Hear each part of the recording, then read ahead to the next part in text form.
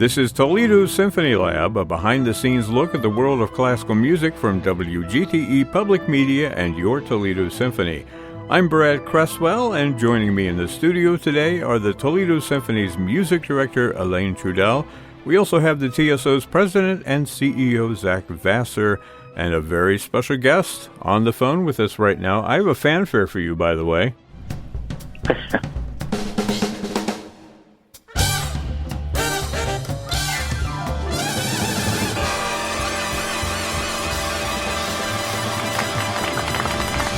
Put your hands together. Hey! Put your hands together for Matt Catingub. Matt, say your last name for me just so I say it correctly. You just said it. I said it, okay. That was perfect. Yep, Catingub. Yep. Matt Catingub. Yep, that's perfect. That's you. Welcome. That is. Thank you for having me. I love the fanfare. I've heard that many times, but maybe not necessarily when I was supposed to, but I've heard that many times. Okay, good to know. So the reason that we're talking with you is you are coming to Toledo. You're going to be performing on the stage of the Peristyle. It's happening Saturday night at 8 o'clock p.m., April 8th. People can find information at toledosymphony.com or 419-246-8000, or they can just stay tuned and learn all about the show right here. Now, the name of the show, Matt, is From Samoa to Sinatra, and I assume you're talking about Frank Sinatra, but I'm not so familiar with the Samoa part. So can you give us a little introduction to what the program is? Sure. Well, the program is it will include part of that. That's actually a recording I have coming out, and unfortunately, it's 1 month later than I'm going to be there. But I will have preview copies for everybody. But anyway, the reason for that is I have a rather original way of entering the world of show business, and that is my mother. My mother was a jazz singer.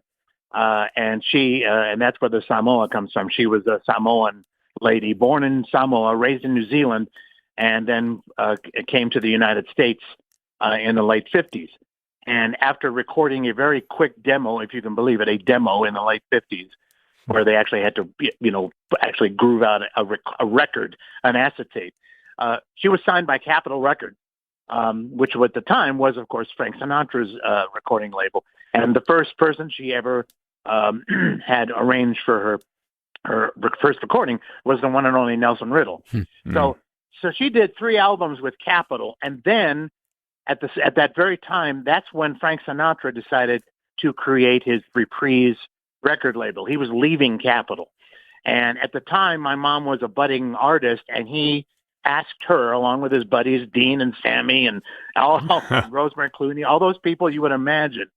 During that time, this is now around 1960, to come join him on his record label, Reprise Records. So my mother was the first female artist signed to Reprise Records.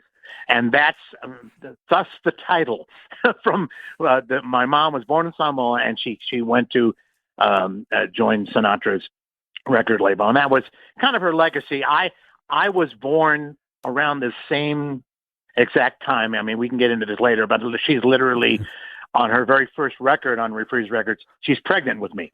Wow.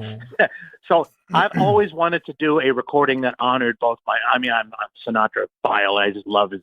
That's one of my loves in life, along with the Beatles. But that's why I'm a pop conductor, because I love all kinds of music. But that's the crux of it. That's how the album came about, and I wanted to honor both my mom and Sinatra. So that's how the title came about.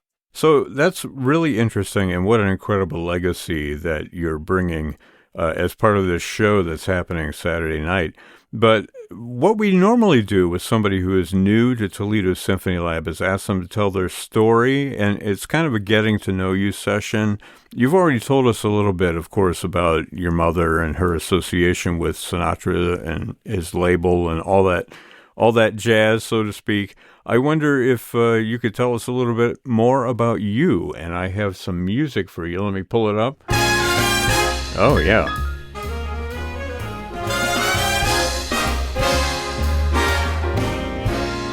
Okay, take it away, Matt. I love it.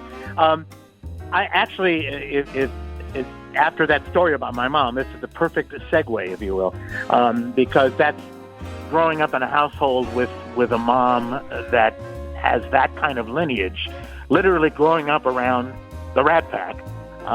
That's how I got to grow up. I was born and raised in Los Angeles, where at the time, and I guess a lot of it today is, a lot of our music is created. So, popular music is created. So, that's where I was born and raised. Went to school, kind of went through school. Went to Grant High School in Van Nuys, California. The reason I bring that up is because I got to go to school with all the guys from the band Toto, and that school was the children of a lot of entertainers and musicians.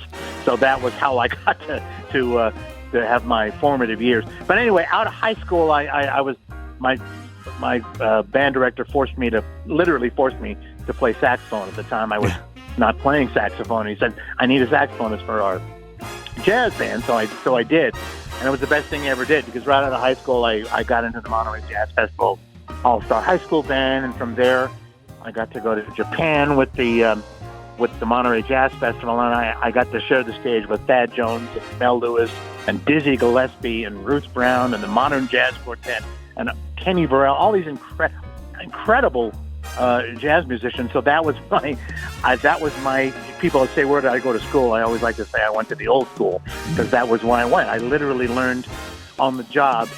And out of there, I joined the Louis Bellson big band, Louis was one of the great jazz drummers of our time. And out of there, I also joined the Toshiko Akiyoshi Jazz Orchestra, which may not be so well known these days, but at the time was a very important ensemble.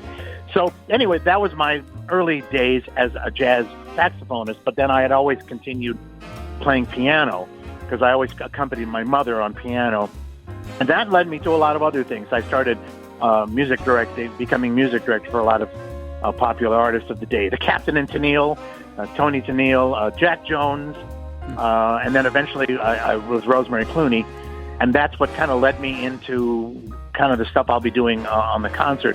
But in addition to that, I was also handed the offer to be the pops conductor of the Honolulu Symphony back in 1999. And that kind of came out of nowhere, because I'd never really done pops orchestra conducting. I just came in with my reputation, and I had a bit of a reputation in Hawaii because of my Polynesian roots. So I did that for 11 years until, unfortunately, that version of the orchestra went bankrupt. As I'm sure a lot of you guys there know how difficult it is to keep symphony orchestras afloat occasionally, and sometimes things like COVID pandemics make that even more difficult. Yeah. But anyway, so that's kind of what led me to the pops orchestra world, and that's what I've been doing for many years. So entering back into the jazz world with this new recording is kind of new. I actually haven't done recorded, or I haven't done, I was with Concord Records for a number of years and did some recordings for them, but I've been mainly doing pops orchestra stuff, but now I'm doing this again. So I'm kind of doing both, and so that's why I'm thrilled to be joining Toledo Jazz Orchestra, because I'll be revisiting some of my older big band stuff. I led my first big band when I was 21 years old, and my mother was the chick singer, if you will, in the band. She passed in 1992, but then I've since moved on to the pops orchestra world. So that's a very fast talking version of where I've been up to this point.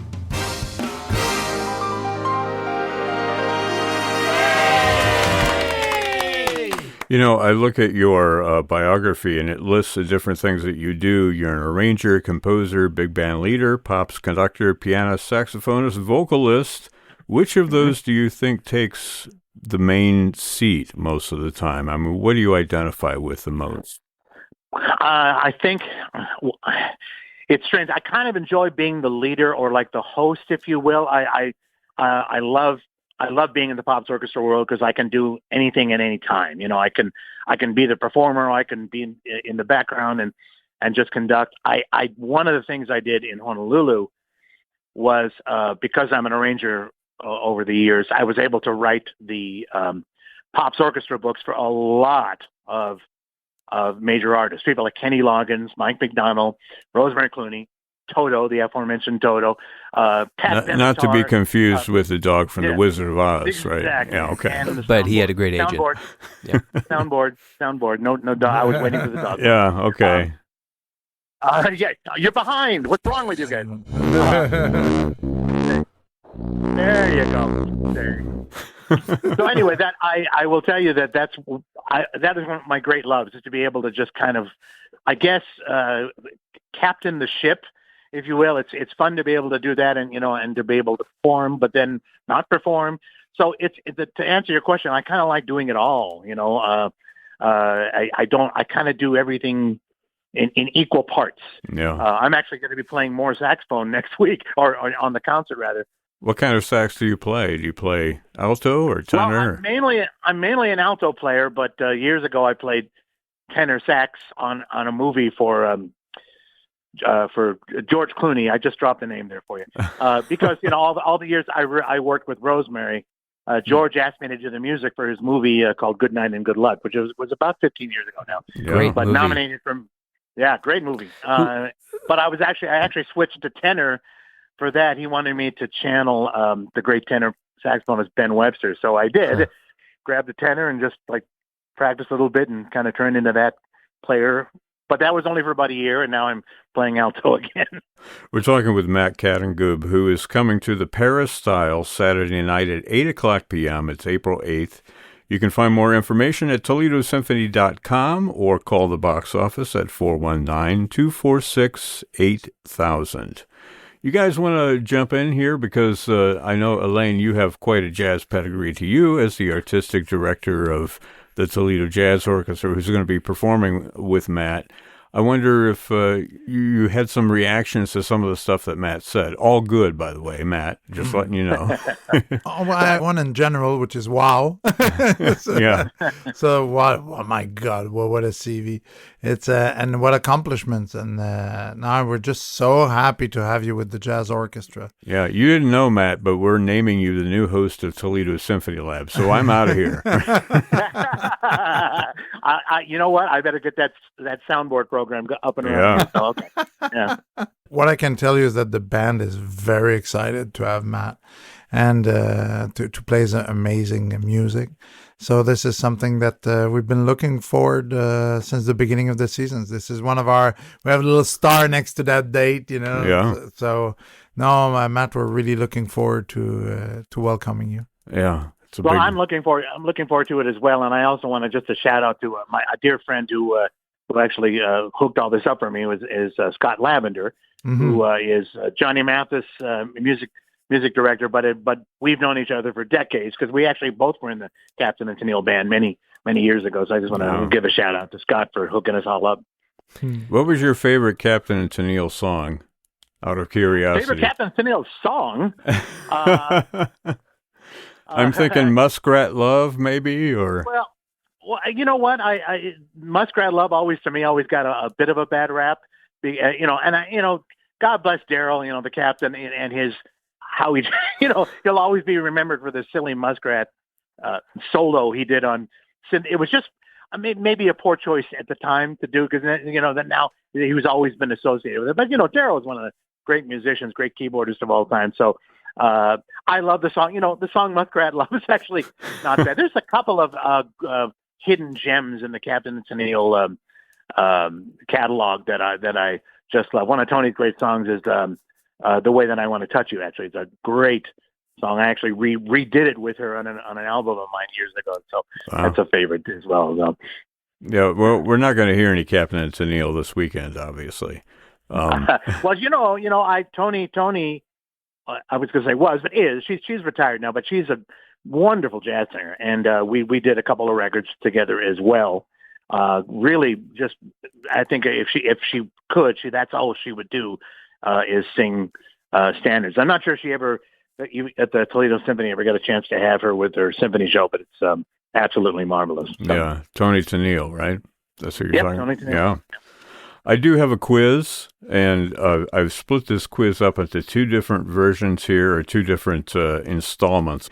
And the quiz is something that is, a traditional part of the program that we do. And so today's quiz is all about Frank Sinatra. It's called Frank Facts. And you have my attention. Yeah, exactly, because you're a big Frank Sinatra fan. Though I may have met my match. And Matt, obviously. I don't know. We'll see. Yeah, some of these are very easy and some of them are not so easy. Some of them are kind of little trick questions. It's a multiple choice, so it should be easy for any Sinatraphile to get. Right. Okay? Oh, now you're just going to set me up for failure.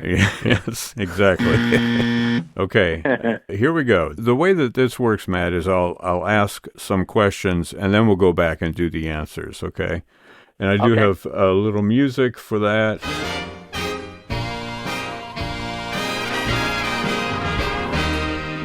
Okay. First question. What U.S. state was Frank Sinatra born in? Was it New Jersey, New York, or Illinois? A, B, or C? What was Sinatra's first hit song as a solo artist? Was it I'll Never Smile Again, Strangers in the Night, or My Way? A, B, or C? What was the title of the first movie that Sinatra won an Academy Award for Best Supporting Actor for? Would that be From Here to Eternity, The Manchurian Candidate, or On the Town? And what was the name of Sinatra's first wife? Was it Nancy Barbado, Ava Gardner, or Mia Farrow? A, B, or C?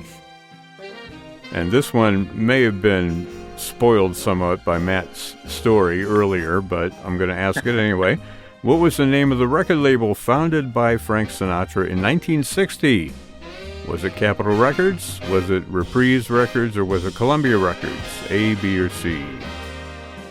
What was the name of the famous Vegas hotel that Sinatra frequently performed at? Was it the Tropicana?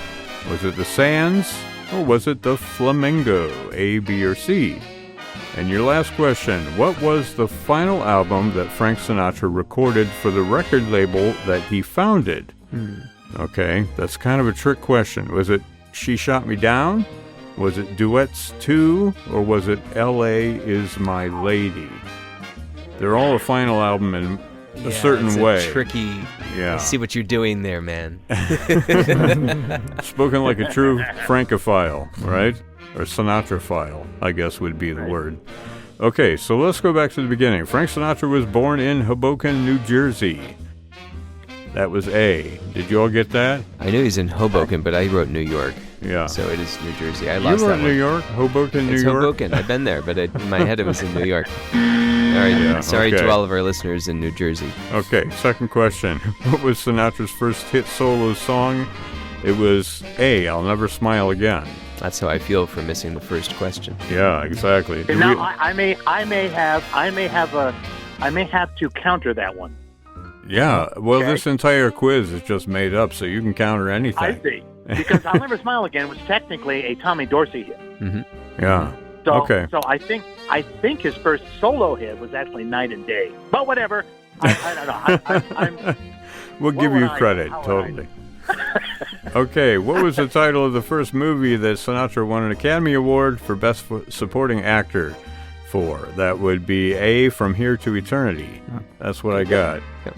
Any question there, Matt? You get that one? All right. That's a goodie. What was the name of Sinatra's first wife? Well, of course, it was Nancy Barbado, right? Yep. We all got that one. The name of the record label founded by Sinatra in 1960 was Reprise Records. Yep. Okay. The famous Vegas hotel was the Sands. That is B. Wow. And the final album Sinatra recorded for the record label that he founded. Okay, one of these was 1981, one was 1994, the other was 1984. But the 1981 is actually what I have as the winner. She Shot Me Down for Reprise Records. My parents had that poster in our basement. Yeah. Yeah. Yeah. Really? That. Yeah. Right up next to your Mahler poster, right? Yeah, it's a very strange basement. Yeah. Yeah, excellent. She Shot Me Down. What do you think, Matt? Is that correct? I'm trying to think if Trilogy, the album Trilogy was. Oh, But yeah. maybe She Shot Me Down was after Trilogy, though. I think maybe Yeah. you're right. I think it Yeah. was. Yeah. Okay. Yeah, Trilogy there was you a wild experience listening to that. Yes, it was. The last album was just like, what is going on right now? Wow. Yes, it- So It's like a tone poem in Sinatra land. Is Yes. yeah, best I can that was describe your Symphony Lab hosting test right there, Matt. it. Yeah, That's great. pretty Okay. sure he ran the board on that one. Yes, totally. How about this? What label was Ellie as My Lady, which is, I believe, Frank's. Well, it wasn't his last. It was last. It was his last solo studio album. And that's one he did with Yes, Quincy it Jones. was. Yeah. Yeah, from Do we know the label of that one? 1984. I don't have the label written down, no. Zach, you know that one? No, I don't have that one. It's Okay. multiple choice, so you have to give us 3 choices. Okay, it was Reprise, Capital, or Quest. Oh, I put it on Quest then. Quest. There you go. It Yeah. was Quest. Yeah. Only Yeah. because that's the Where's one we my- haven't where's my talked about yet. Well, and then the duets albums sound- were put back on Capitol. So Capital. I never right. understood why Reprise allowed that to happen. I don't know. Well, you got to understand, Reprise wasn't Frank's label. I mean, and I know I can attest to this because again, from personal experience, Reprise wasn't his label from 1963 on. Got it. That's when he sold it to Warner Brothers. Got so it. he kind of lost control of it then. Got So there you go. Well, as he said in the A Man and His Music, Reprise, not quite Cadillac yet, but apparently it made it in 3 years. That's right. Nice. I love it. Wow. So, oh boy, Zach, wow. You probably know all that, all the narration in that. Oh, yeah. Man and His Music. Oh yeah. I love it. I You're love a it. you are a true Sinatraphile if you love that record, which I do. Hey, Matt, we're going to have a lot of fun when you're here. Yeah, Elaine and I are just going to sit here quietly while you guys talk.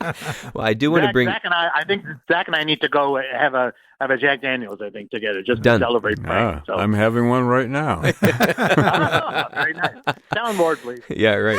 I want to go back to something you said, Matt, earlier, and bring Elaine into this. Both of your mothers were jazz singers, and yeah, Matt, you've spoken a lot about the role that your mother had in inspiring you. And Elaine, I just ask you if you have any reflections or favorite songs you remember your mother singing. Oh, different era, different place. Yeah. Montreal was not LA. My mother was what you call a top 40 and a master of ceremony. And all she wanted to do was to sing standards, right? Yeah. But you don't really get to do that on the show. So the jazz was not as popular as part of our culture in Canada. So, if she could get one standard a set, she'd be happy. But the rest of the time, you'd sing, top 40 tunes. But jazz was her love, of course. And she'd sing to me, but she didn't have that career like that. She made 145. She made a 45 with the things like... Do we need to define to the listeners what a 45 is? Yes, it's you need to be at least 45 to know what it is. Totally. Well played. Yeah. You're here all night, folks. Yeah, right. Or all week, or at least for the next 5 minutes. Yeah. Did she have a standard though that you have in your head when did she do a Skylark that you'll never forget? Or something? My mother was really into Carmen McRae and Billie Holiday. Oh, yes. Now that was our two. Yeah, and now of course, like all singers, they all wish they were Ella Fitzgerald, Yeah, and they had right. that kind of chops. Yeah. But no, that was So she would whatever you could think of, Loverman and things like that. Like the standard with Billie Holiday, and that would be stuff that she would sing. My father was an amazing jazz drummer, like one of the best jazz drummer in town. Yeah. So he would play 3-4 shows a day, and that's back when there was not how do you say, pre-recorded music in the clubs, right? So the event of all this pre-recorded music basically killed all the live industry on the main street. They worked on the main. All the clubs were one next to each other, right? Yeah. So you do you do a gig in one, then you move your drum set two doors down. And the people outside are doing the same thing. They go in for a drink here, and then they go to the next one. Well, actually, they had drum sets already set up, so you just show up, and most of them were like, how do you say, clubs of light morale or something. That sounds pretty good to me. Yeah, and everybody had their We're theme. not talking about mushrooms. Okay. And every artist had their theme songs. Yeah. So you need to know all the theme songs for all the places. It's a very special time, right? They don't do that anymore, do they? I would love to walk into a place and have a drum set there. Just, sign that says, please, go to town. Usually it's do not touch, right? Right. Yeah. Yeah. Did you guys take a lesson from your musical parents? I mean, in terms of how you approach your music now, or how you think of jazz? Are you asking who me? Well, or I'd ask Elaine? Matt and Elaine. Yeah. Okay, well, I'll go first. Yeah.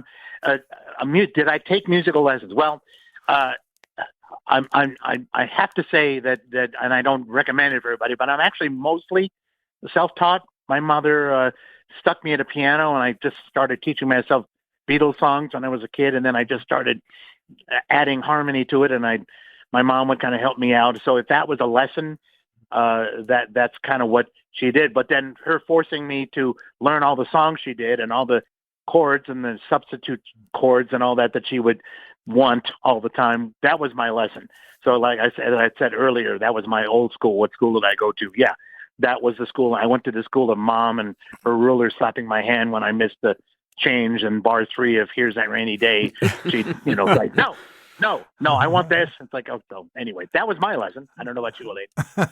He's cringing a little bit, so wow, I can't tell if that's pretty stern. It's like, yeah. Yeah. No, you were stern. I got to give her that. Yeah. So no, well, for me, it was both my parents were not into music. Well, were not like professional musicians. By the time I was old enough to start, I started a little later. I started when I was 12.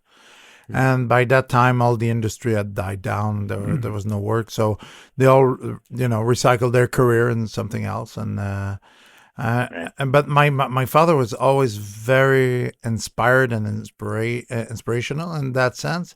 It's very funny because it was kind of they walked around with a broken heart, about not being able to do what they loved because the industry disappeared all of a sudden. And I mean, nothing against it. I mean, I make records, and we all make records, fine. But for them, it was, and it was like they lost a great love of their lives. And when I started playing, they were so scared that I would do that trying to do that as a living. Like my dad asked me until my mid-30s what was my fallback plan. Yeah. When are you going to get a real job? He'd say it's great. Like I'd be touring the world and he'd be going like, okay, great. So you have a B plan in case. But it's like I said, it's another era, and it's It was just there was always that sorrow that they had because of that. So we're talking with Matt Catingub, who is coming to the Peristyle Saturday night. It's April 8th, 8 o'clock p.m. More information at ToledoSymphony.com or 419-246-8000.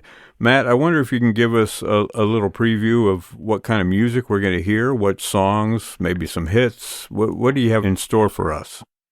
Well, it's kind of a mishmash of stuff. I think I mentioned earlier that when I was very young, my first big band, I was 21, and that was when I did my first record with my mom. Literally, first record, 12-inch vinyl. That's what you bought. CDs weren't even out yet at the time. No 45 for you. Yeah, right. You have to be 45 to know what a record is. Yes, exactly. So I recorded, about 3 or 4 records with Mom as a big band leader before I kind of moved on to other things. So I'm kind of revisiting some of my quote unquote older classic pieces that I'd written when I was much younger. I'm fortunate that a lot of the high schools and colleges to this day still play a lot of the music we will be playing on the concert. They're kind of my little minor hits for the college and high school jazz program. So we'll be doing a few of those things. I'm also going to visit some music I did on the soundtrack I did for George Clooney, and then of course I'm going to be previewing some some of the stuff off the new record, inclusive of some stuff that I'll be actually singing with my mom. Thanks to technology. Yeah. It's not that new. Obviously, Natalie Cole had done it many years ago, but I was able to actually get my mom's masters from Warner Brothers Records. I want to thank them.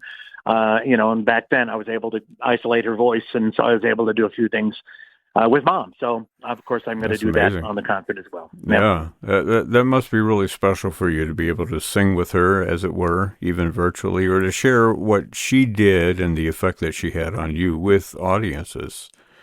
Well, it is actually the oddest, because I've done it a couple of times. I'm obviously going to be focusing on this for the next few years. But, I mean, I think the oddest thing is on one of the tunes, she's actually, when she recorded, that's when she was actually pregnant with me.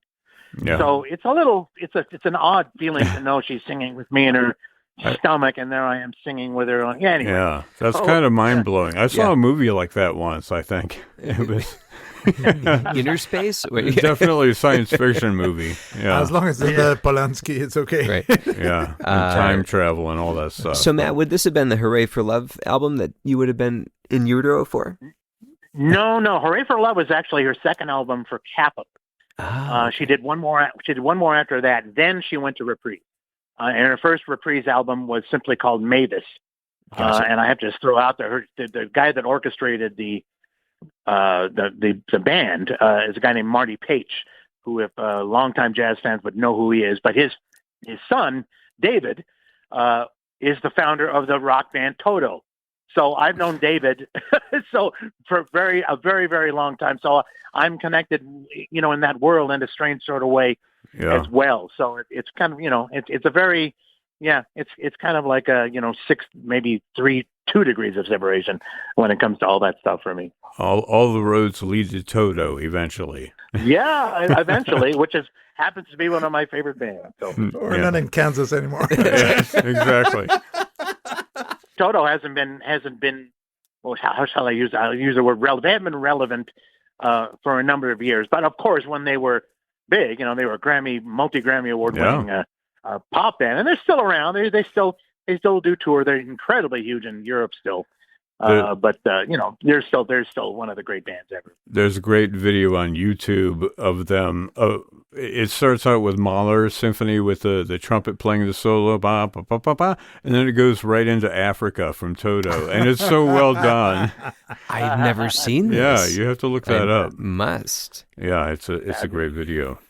I've got a second part of our quiz. Oh. Are you up for that, Matt? Do it. All right, this is another quiz on Frank Sinatra. It's called More Frank Facts.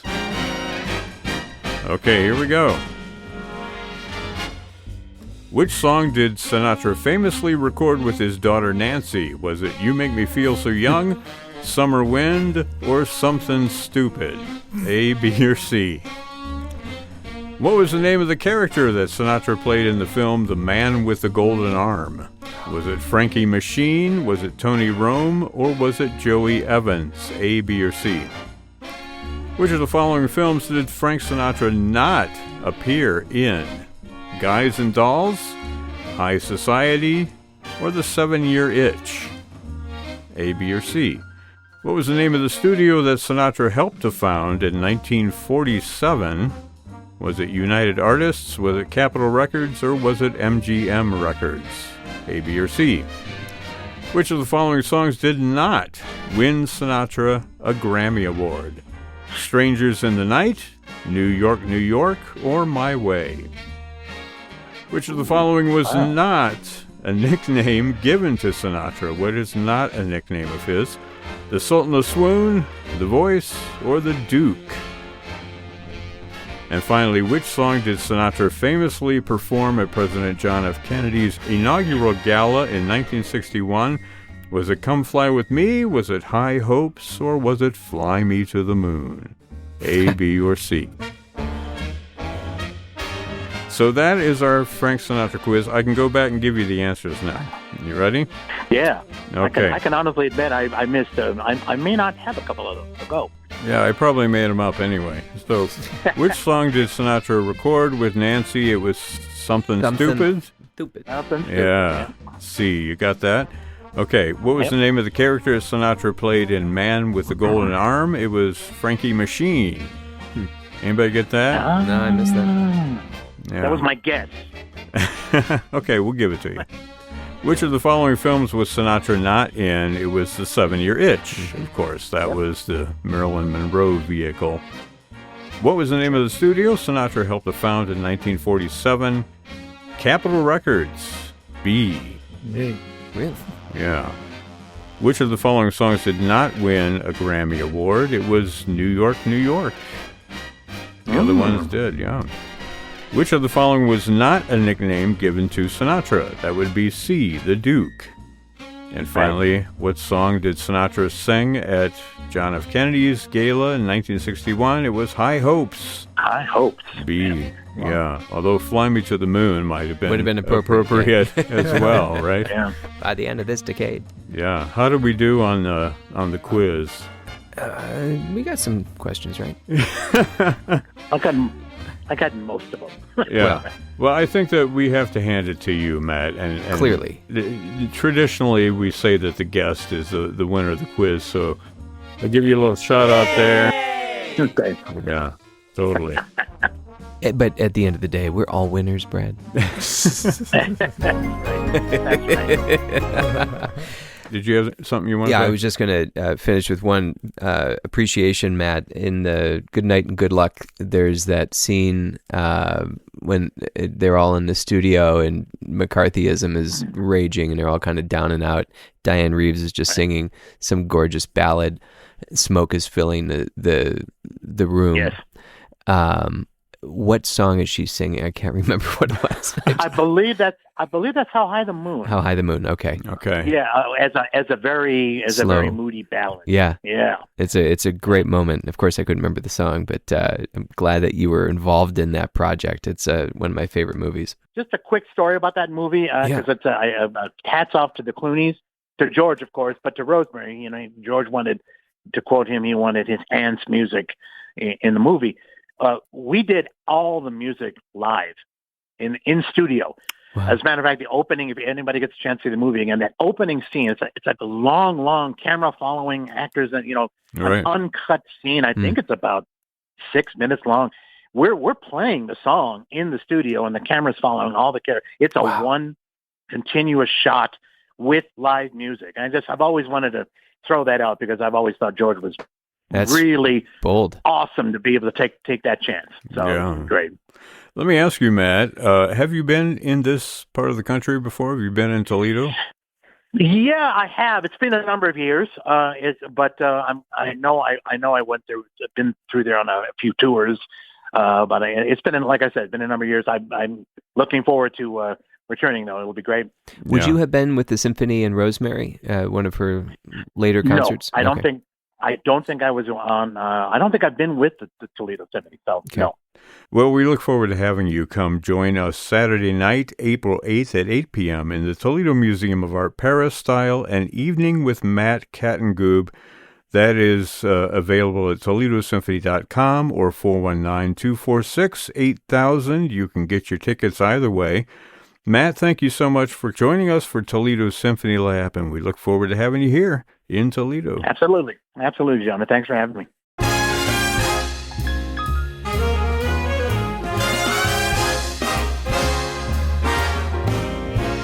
This program is a production of WGTE Public Media in collaboration with our sponsor, the Toledo Symphony, with generous support from the Rita Barber Kern Foundation. You can download episodes as a podcast by going to our website at wgte.org/lab. You can also subscribe to us through your podcast app of choice, including Apple, Google, and Spotify podcasts. Don't forget to check out all the upcoming events at the Symphony by visiting their website at ToledoSymphony.com and their various social media outlets on Facebook, Instagram, and Twitter. You can find the TSO's streaming platform online at stream.artstoledo.com. My thanks to Elaine Trudell, Zach Vassar, and of course a big thanks to our special guest, Matt Catingub. I'm Brad Cresswell. You've been listening to Toledo Symphony Lab from FM 90Y.